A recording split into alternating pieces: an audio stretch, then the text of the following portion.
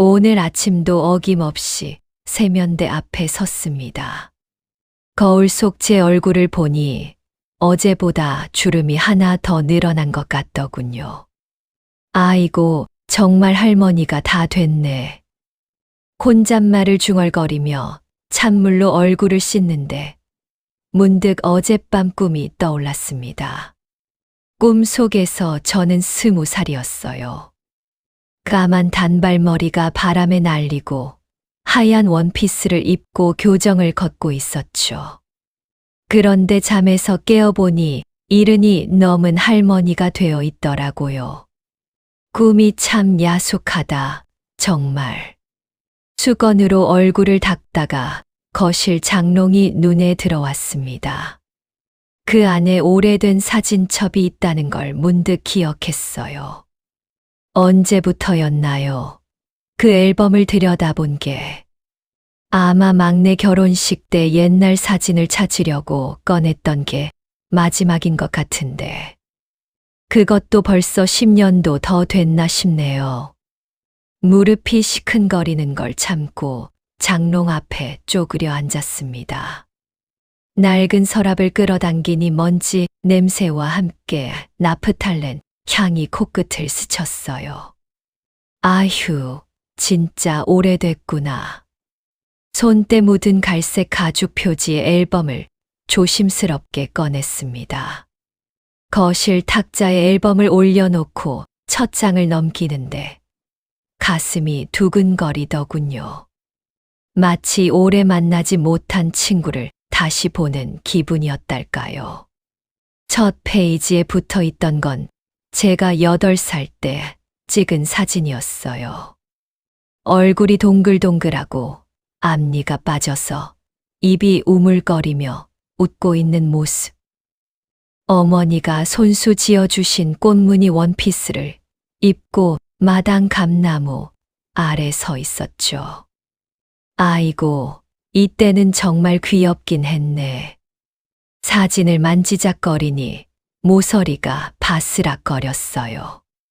그 소리가 어찌나 정겨운지 눈시울이 촉촉해졌습니다. 다음 장을 넘기니 중학생 때 제 모습이 나왔어요. 교복을 입고 친구들과 팔짱을 끼고 서 있는데 얼마나 까르르 웃고 있는지 사진 속에서도 웃음소리가 들릴 것 같았어요. 그때는 공부보다 친구들과 떠드는 게 더 재밌었거든요. 순이야, 영자야. 다들 어디서 뭐 하고 살까?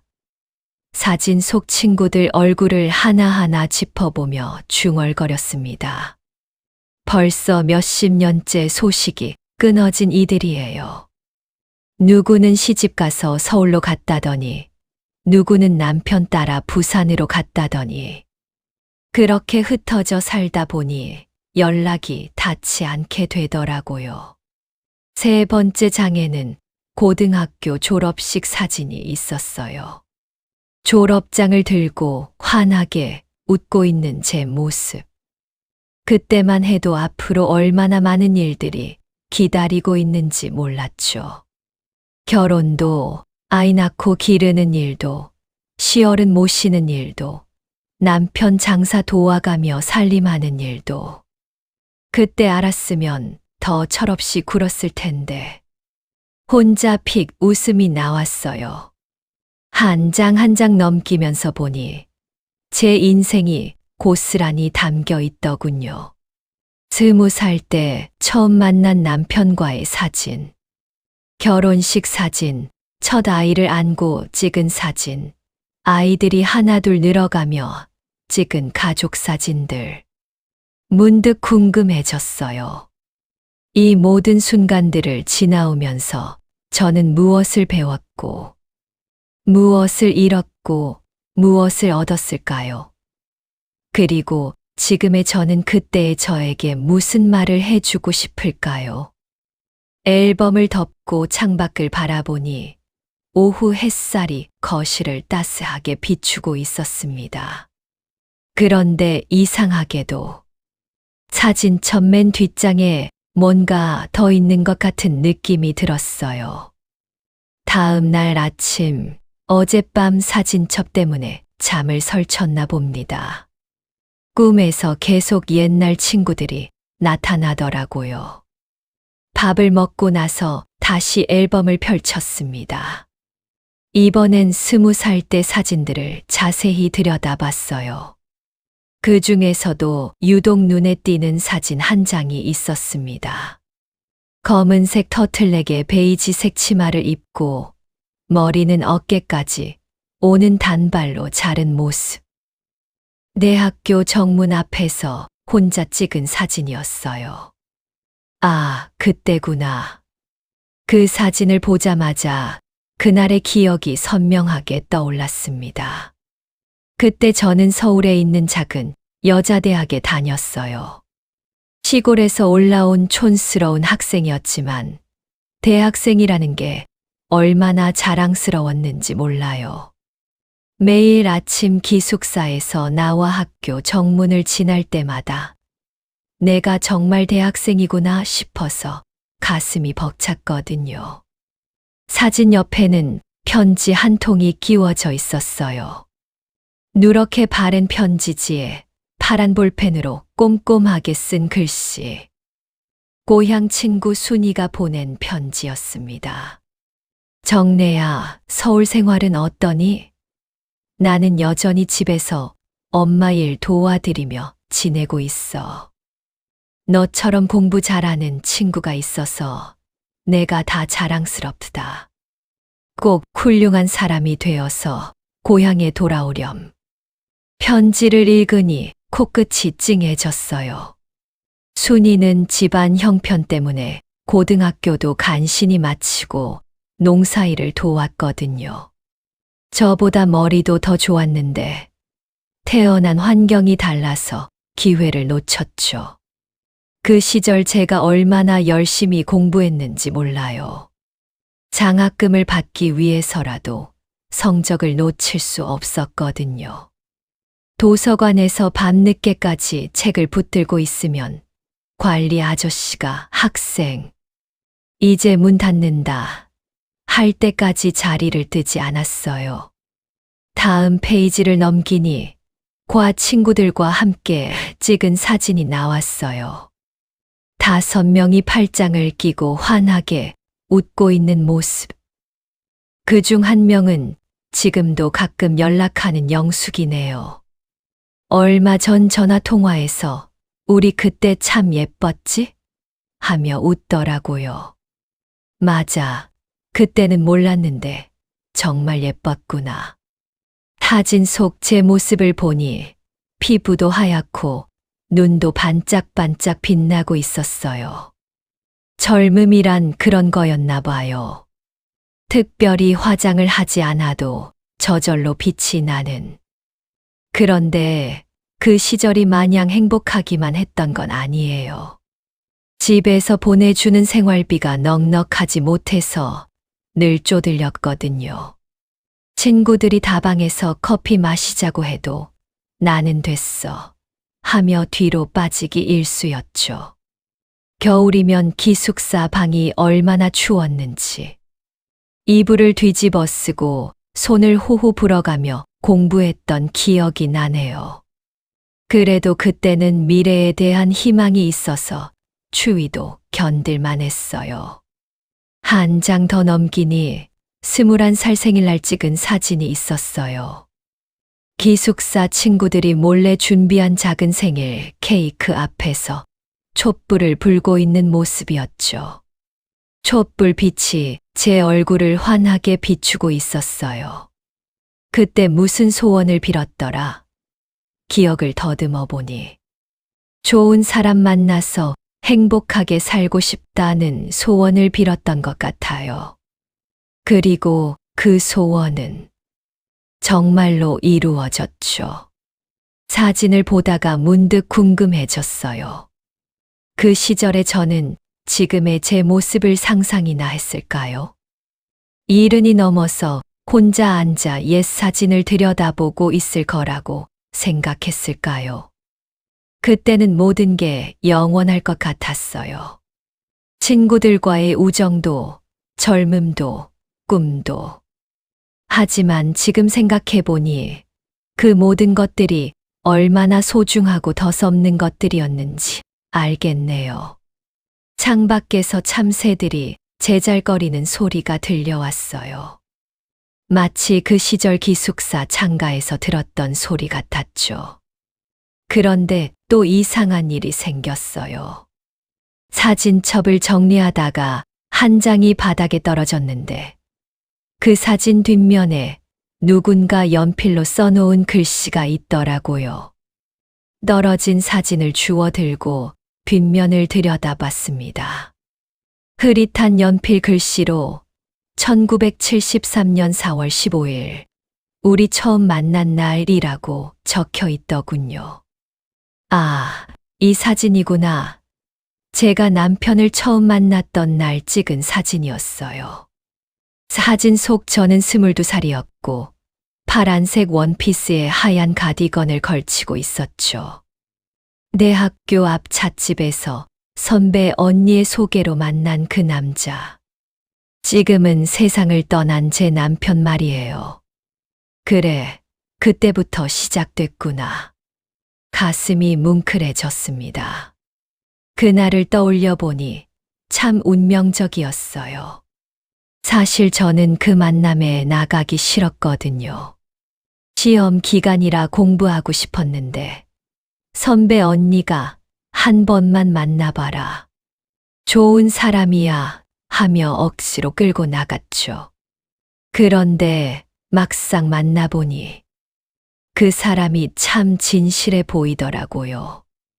허영떨지도 않고 자신의 꿈에 대해 열정적으로 이야기하는 모습이 인상적이었어요.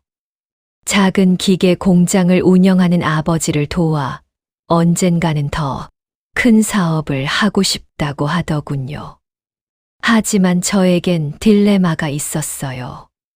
졸업 후 서울에 있는 회사에 취직이 거의 확정된 상태였거든요. 그 시절 여자가 대학까지 나와서 좋은 직장을 구한다는 게 얼마나 어려운 일인지 아시잖아요. 정래야, 넌 공부도 잘하고 똑똑하니까 훌륭한 직장인이 될 거야. 어머니는 늘 그렇게 말씀하셨어요. 시골에서 딸을 서울대학에 보낸 자랑스러운 어머니셨죠. 그런데 갑자기 남자 친구가 생겼다고 하면 뭐라고 하실까? 그 후 석 달 동안 우리는 매주 만났어요. 대학 근처 작은 다방에서 커피를 마시며 이런저런 이야기를 나누곤 했죠. 그 사람은 제가 어려운 집안 형편에도 공부를 포기하지 않은 걸 대단하다고 했어요. 정래 씨는 정말 의지가 강한 분이에요.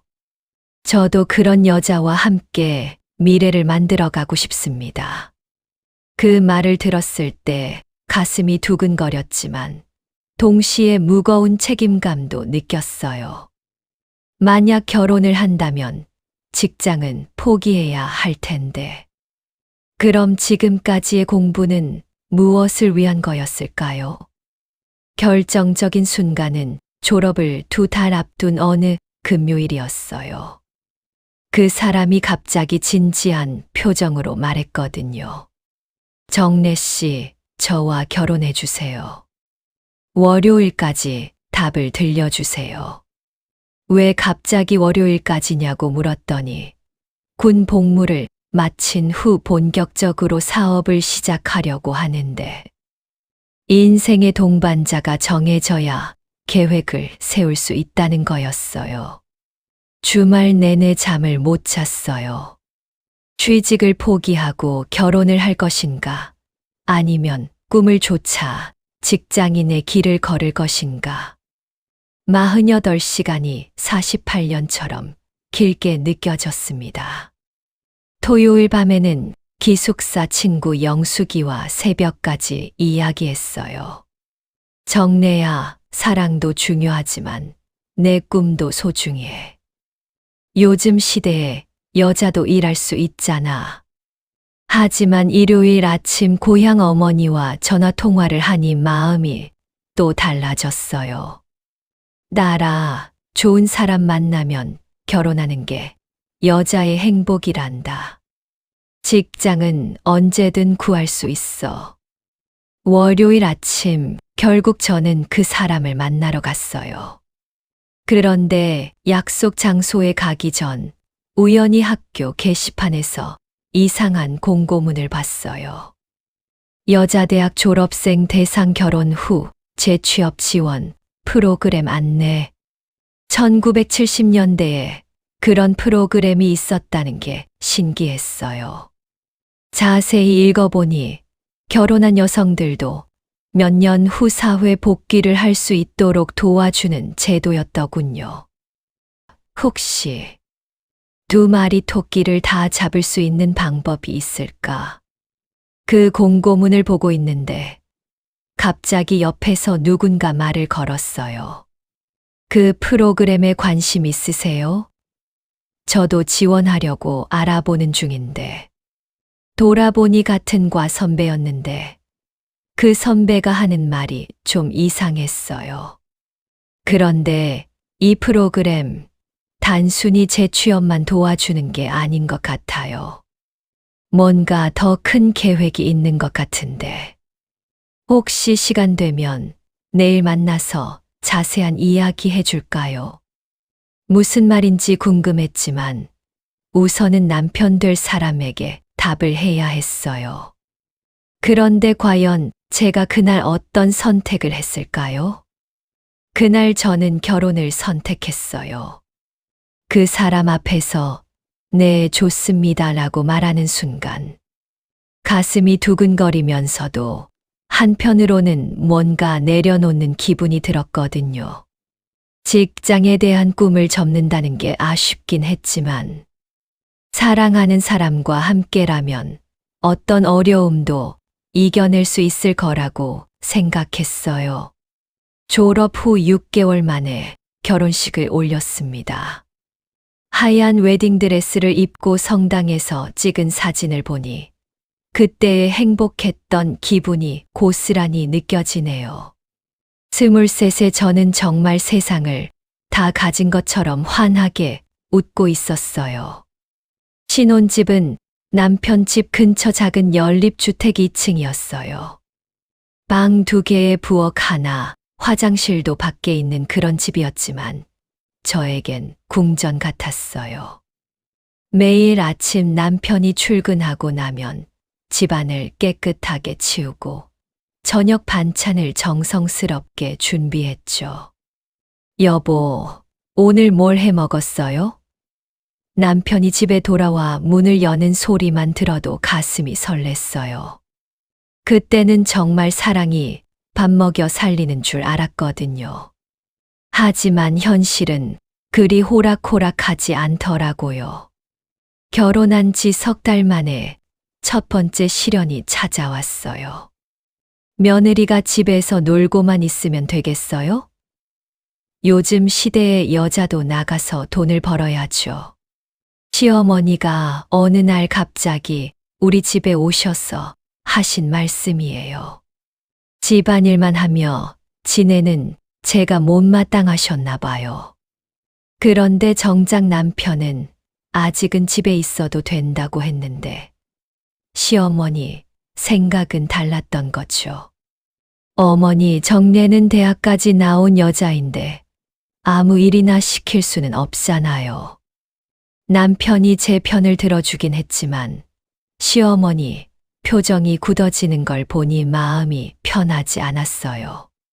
그 후로 시어머니는 저를 볼 때마다 공부만 했지 살림은 서툴러 하며 핀잔을 주셨어요. 더 큰 문제는 따로 있었어요. 결혼한 지 1년이 지날 무렵 남편이 아버지와 함께 하던 기계 공장이 어려워졌다는 거예요. 큰 거래처에서 갑자기 주문을 취소하면서 자금 사정이 나빠진 거죠. 정례야, 미안해. 당분간 생활이 좀 어려울 것 같아. 남편이 처음으로 침울한 표정을 짓는 걸 봤어요. 그때까지 늘 자신만만했던 남편이 고개를 떨구고 있으니 제 마음도 무너지는 것 같았어요. 월세도 밀리고 시장에서 장을 보는 것도 조심스러워졌어요. 고기는 꿈도 못 꾸고 콩나물과 두부로 연명하는 날이 많아졌죠. 이럴 줄 알았으면 그때 취직을 했을 텐데 하는 후회가 밀려왔어요. 그러던 어느 날 대학교 선배에게서 편지가 왔어요. 그 선배가 세장에서 말했던 더 큰 계획에 대한 이야기였어요. 정래야, 그 프로그램 기억하지? 알고 보니 단순한 재취업 지원이 아니라 여성 창업을 도와주는 프로젝트였어. 정부에서 조용히 진행하는 건데 몇 명만 선발해서 작은 사업을 시작할 수 있게 자금도 지원해 준다더라. 혹시 관심 있으면 연락해. 편지를 읽고 나니 가슴이 뛰었어요. 남편 사업이 어려운 상황에서 제가 뭔가 도움이 될 수 있다면. 하지만 과연 제가 사업을 할 수 있을까요? 남편에게 이야기했더니 처음엔 반대했어요. 여자가 사업을 한다고 집에서 살림이나 잘해. 하지만 가계부를 보여주며 현실을 이야기하니 생각이 바뀌더라고요. 그래, 한번 해보자. 지금보다 더 나빠질 건 없잖아. 창업 프로그램에 지원하기로 마음먹고 서류를 준비하던 중이었어요. 그런데 며칠째 속이 메스껍고 몸이 이상하더라고요. 혹시나 해서 병원에 가봤는데 축하합니다. 임신이세요. 의사 선생님 말을 듣는 순간 머릿속이 하얘졌어요. 기쁘면서도 당황스러웠거든요. 이제 막 사업을 시작하려고 하는데 아이가 생겼다니. 집에 돌아와서 남편에게 소식을 전했어요.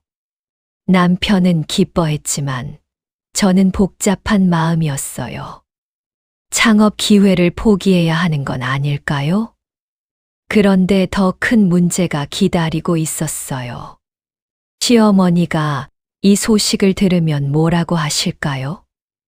다음 날 아침 남편이 시어머니에게 임신 소식을 알렸어요. 전화 너머로 들리는 시어머니 목소리가 유난히 크더라고요. 어머, 정말이야? 빨리 와봐라. 며느리가 조심해야 할 게 한두 가지가 아니야. 1시간도 안 돼요. 시어머니가 우리 집에 오셨어요. 손에는 미역과 각종 보양식 재료가 가득 담긴 봉지를 들고 계셨죠. 이제부터는 절대 무리하면 안 돼. 그 무슨 사업 이야기는 깨끗이 잊어버려. 시어머니는 제가 창업을 생각하고 있다는 걸 어떻게 아셨을까요? 남편이 미리 말씀드렸나 봐요. 어머니, 요즘 시대에는 임신해도 일할 수 있어요. 제가 조심해서. 안 돼. 우리 집대를 이을 소중한 아이인데 어떻게 그런 위험한 생각을 해? 시어머니는 단호했어요. 그 시절에는 임신하면 무조건 집에서 조용히 있어야 한다는 게 상식이었거든요. 특히 처자이라면 더욱 그랬죠. 하지만 저는 포기하고 싶지 않았어요. 창업 프로그램 지원 마감이 일주일밖에 안 남았는데 이 기회를 놓치면 언제 또 이런 기회가 올까 싶었거든요. 여보, 당신 생각은 어때요? 남편에게 물었더니 한참을 고민하더라고요. 정래야, 어머니 말씀도 일리가 있어. 우리 아이가 가장 중요하지 않을까. 남편마저 시어머니 편을 드니 속이 상했어요. 하지만 그들의 마음도 이해가 됐어요. 그 시절 유산이나 조산으로 아이를 잃는 경우가 많았거든요. 밤에 혼자 누워서 생각해 봤어요. 정말 임신과 사업을 동시에 할 수 있을까요? 입덧도 심해지고 있는데 과연 제가 감당할 수 있을까요?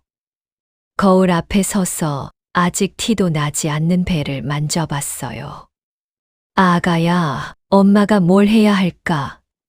혼잣말을 하니 눈물이 났어요. 그때 문득 대학 시절 순이 친구가 보낸 편지가 떠올랐어요. 꼭 훌륭한 사람이 되어서 고향에 돌아오렴. 그 말이 가슴에 박혀서 아팠어요. 다음 날 오후 시어머니가 또 오셨어요. 이번엔 뭔가 다른 표정이셨어요.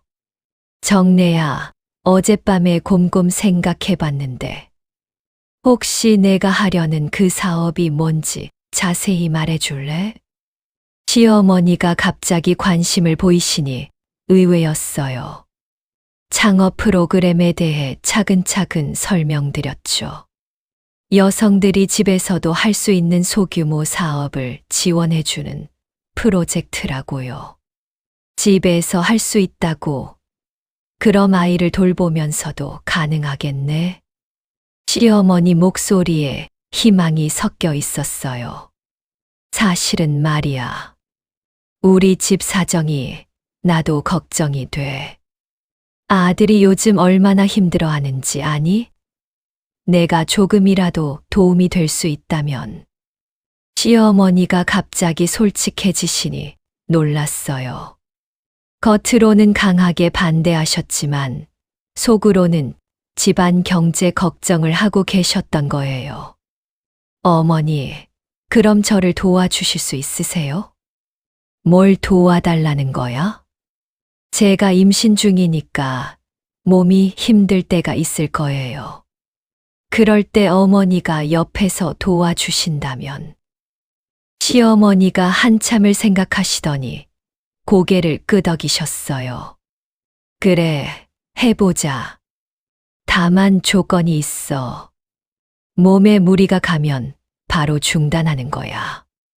그날 저녁 남편에게 이야기했더니 깜짝 놀라더라고요. 어머니가 정말 그렇게 말씀하셨어요? 어머니가 변하셨나? 창업 프로그램에 지원서를 넣었어요. 사업 아이템은 수제 아기 용품으로 정했어요. 임신한 제가 직접 써보면서 만들 수 있고 시어머니의 육아 경험도 도움이 될 거라고 생각했거든요. 일주일 후 면접 통지가 왔어요. 입덧 때문에 컨디션이 좋지 않았지만 시어머니가 직접 면접장까지 따라와 주셨어요. 긴장하지 말고 내 생각을 솔직하게 말해라. 면접에서 심사위원들이 물었어요. 임신 중인데 사업을 할 수 있다고 생각하세요? 네, 오히려 임신한 경험이 제품 개발에 도움이 될 거라고 생각해요. 실제 사용자의 입장에서 만들 수 있으니까요. 면접이 끝나고 결과를 기다리는데 옆에서 다른 지원자가 말을 걸어왔어요. 혹시 수제 아기 용품으로 지원하신 분이세요? 저도 같은 아이템으로 지원했는데. 그 여자는 이미 아이 둘을 키우고 있는 경험 많은 주부였어요. 게다가 시댁에서 봉제 공장을 운영한다고 하더라고요. 경쟁이 치열하네요. 과연 누가 선발될까요? 집에 돌아오는 길에 시어머니가 말씀하셨어요. 정래야, 결과가 어떻게 나오든 후회하지 마라. 일단 도전한 것만으로도 대단한 거야. 하지만 제 마음은 무거웠어요. 과연 임신 중인 초보자가 경험 많은 경쟁자를 이길 수 있을까요? 그런데 이상한 건 며칠 후 그 여자에게서 전화가 왔다는 거예요. 그 여자 이름은 김영희 씨였어요. 전화를 받자마자 의외의 제안을 하더라고요. 정래 씨, 혹시 저와 함께 사업을 해볼 생각 없으세요? 저 혼자 하기엔 아이디어가 부족한 것 같아서요. 처음엔 귀를 의심했어요. 경쟁자가 갑자기 동업을 제안하다니요. 하지만 영희 씨 말을 들어보니 나름대로 계산이 있었어요. 저는 제조 경험과 설비가 있고 정래 씨는 대학에서 공부한 마케팅 지식이 있잖아요. 혼자보다 함께하면 더 좋은 결과가 나올 것 같아서요. 남편과 시어머니에게 이야기했더니 반응이 갈렸어요. 정래야, 너무 성급한 거 아니야?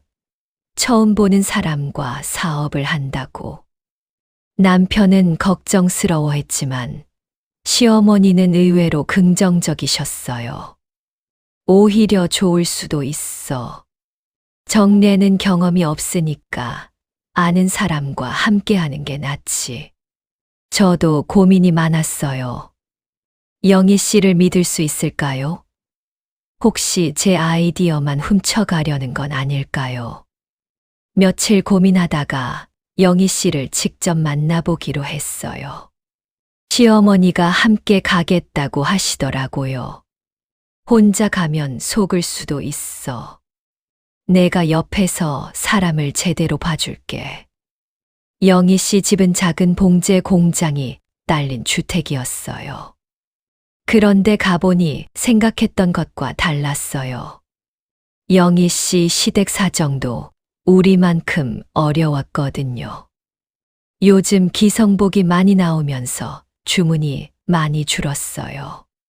새로운 아이템을 찾아야 하는데 아이디어가 없더라고요. 영희 씨가 솔직하게 털어놓았어요. 그리고 제가 면접에서 발표한 엄마와 아기를 위한 맞춤형 용품 아이디어가 정말 좋았다고 하더라고요. 정래 씨, 저도 두 아이를 키워봤지만 시중에 나온 아기 용품들이 정말 불편한 게 많았어요. 엄마들이 진짜 원하는 걸 만들면 분명히 잘 될 거예요. 시어머니도 영희 씨와 이야기해 보시더니 마음에 드셨나 봐요. 이 사람 괜찮은 것 같다. 솔직하고 성실해 보여. 결국 동업을 하기로 했어요. 창업 프로그램에도 함께 지원서를 다시 냈죠. 개인 지원에서 팀 지원으로 바뀌었지만 심사위원들은 오히려 더 좋게 봐주더라고요. 두 분의 경험이 서로 보완적이네요. 실무 경험과 이론적 지식이 잘 조합될 것 같습니다. 일주일 후 합격 통지가 왔어요. 정부에서 초기 자금으로 50만 원을 지원해 준다고 하더라고요. 그 시절 50만 원이면 꽤 큰 돈이었거든요. 첫 번째 제품은 수유 쿠션으로 정했어요. 제가 임신하면서 느낀 불편함을 바탕으로 설계하고 영희 씨가 제작했죠. 시어머니도 옆에서 조언을 해주셨어요. 이 부분을 조금 더 높이면 엄마 허리가 덜 아플 거야. 첫 제품을 만들어서 시장에 내놓았는데 반응이 생각보다 좋지 않았어요. 판매량이 기대에 못 미쳤거든요. 뭐가 문제일까요? 영희 씨와 함께 고민하다가 직접 시장에 나가서 엄마들 의견을 들어보기로 했어요. 그런데 임신 7개월이 된 제가 시장을 돌아다니는 게 쉽지 않더라고요. 정래야, 무리하지 마. 집에서 쉬어. 남편이 걱정했지만 포기할 수 없었어요. 시어머니가 제안하셨어요. 내가 대신 나가서 물어볼게. 어차피 엄마들 마음은 다 비슷할 거야. 시어머니가 동네 부녀회 모임에서 우리 제품을 소개해 주셨어요. 그런데 돌아오신 후 예상치 못한 말씀을 하셨어요. 정래야, 문제를 찾았어. 엄마들이 진짜 원하는 건 수유 쿠션이 아니라 아기띠였어. 엄마들 의견을 종합해보니 외출할 때 아기를 안고 다니기 편한 용품이 절실하다는 거였어요. 그 시절엔 지금처럼 좋은 아기띠가 없었거든요. 그럼 우리도 방향을 바꿔보자. 영희 씨와 함께 아기띠 개발에 착수했어요. 하지만 쉽지 않았어요. 안전성도 고려해야 하고 엄마 몸에 무리가 가지 않게 설계해야 했거든요. 임신 8개월이 되자 몸이 더욱 무거워졌어요. 하지만 출산 전에 꼭 완성하고 싶었어요. 아가야, 엄마가 좋은 제품 만들어서 다른 엄마들도 도와줄게. 매를 쓰다듬으며 다짐했어요. 드디어 아기띠 시제품이 완성됐어요. 그런데 하필 그날, 갑자기 배가 아프기 시작했어요. 어머니, 뭔가 이상해요. 시어머니가 급히 달려오셨어요. 정래야, 진통인 것 같아. 빨리 병원으로 가자. 병원으로 가는 택시 안에서도 아기띠 시제품을 꼭 안고 있었어요. 이상하게도 아기와 제품이 함께 태어나는 것 같은 기분이었거든요. 하지만 출산 후에도 사업을 계속할 수 있을까요?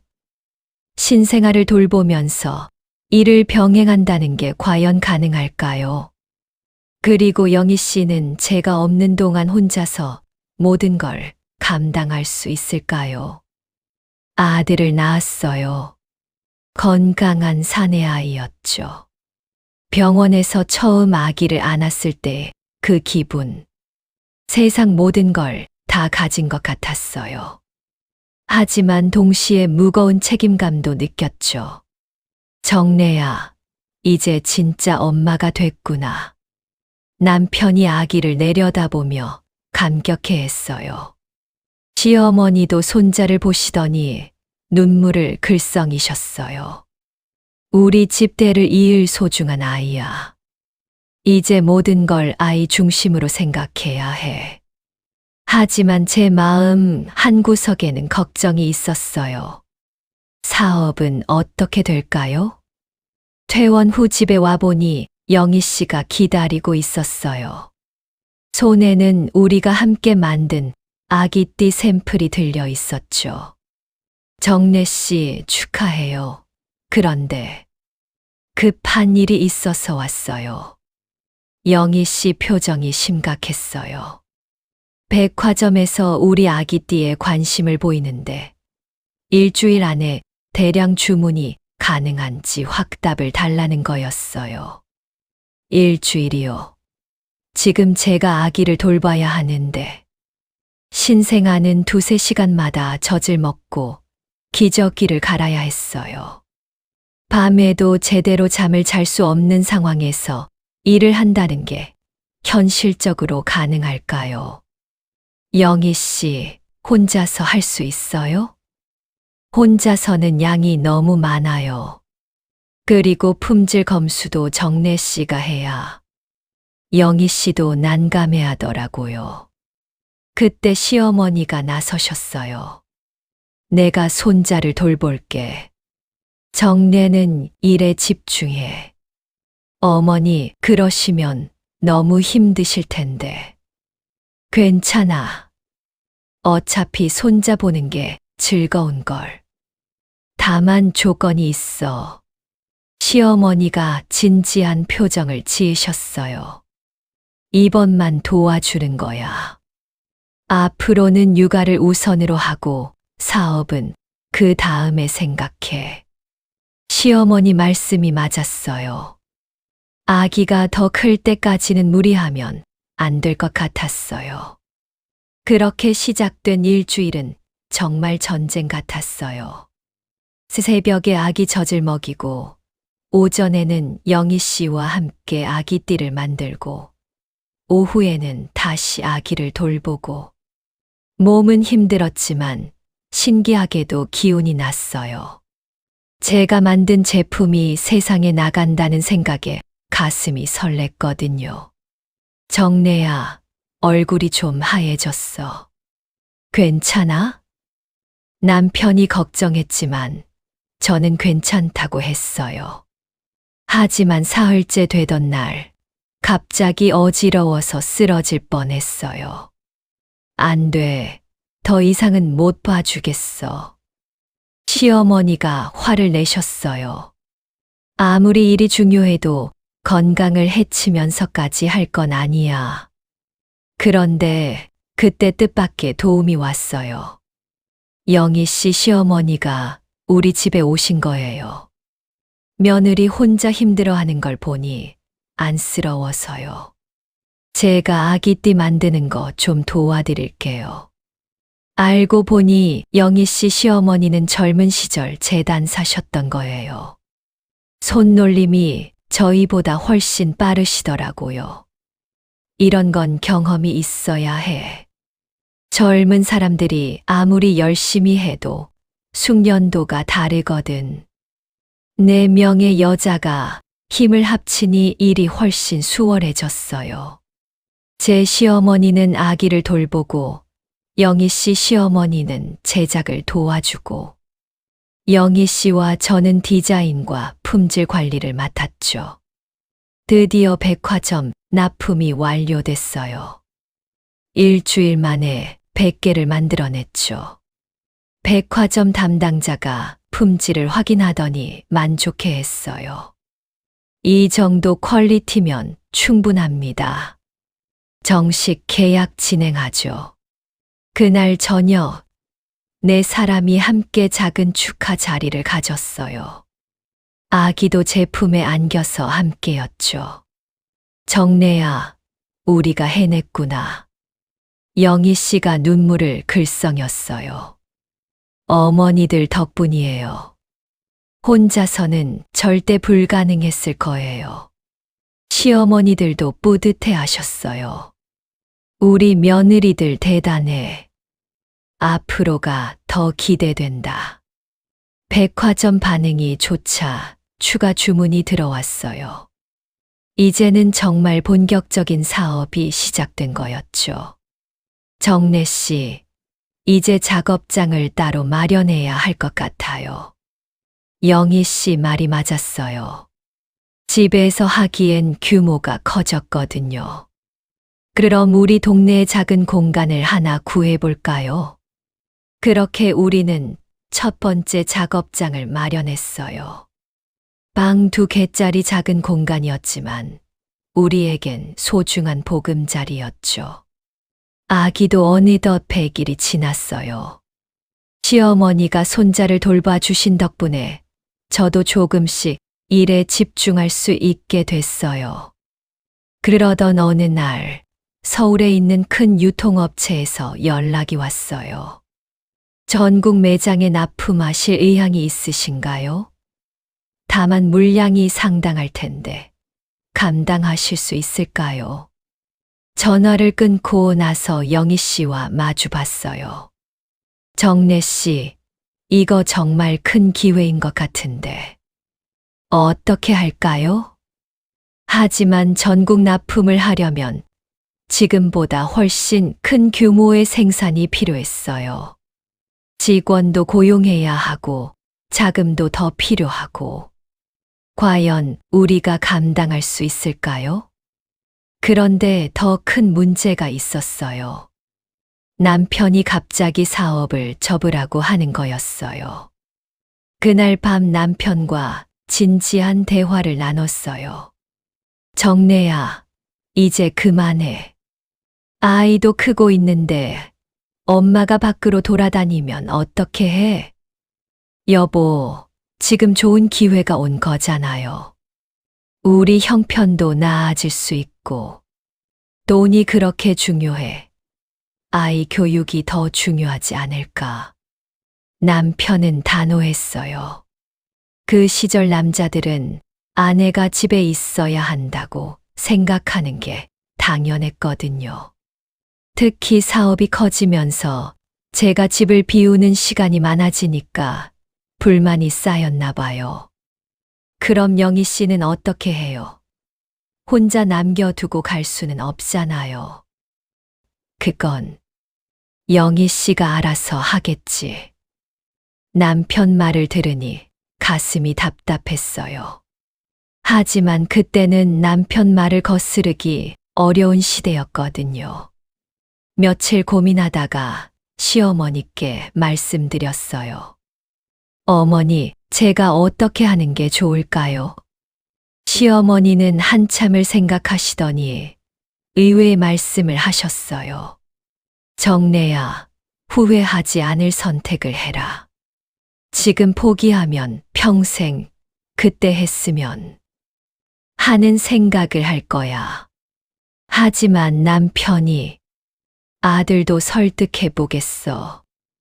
요즘 시대가 바뀌고 있는데 옛날 생각만 하고 있으면 안 되지. 시어머니가 제 편을 들어주시니 든든했어요. 하지만 결정은 제가 해야 했죠. 일주일 후 온 가족이 모여서 회의를 했어요. 남편, 시어머니, 영희 씨 시어머니까지. 이 기회를 놓치면 언제 또 올지 몰라요. 영희 씨가 간절하게 말했어요. 하지만 정래가 너무 무리하고 있어. 아이가 엄마를 찾는데 남편도 자신의 생각을 굽히지 않았어요. 그때 시어머니가 절충안을 제시하셨어요. 그럼 이렇게 하자. 1년만 해보는 거야.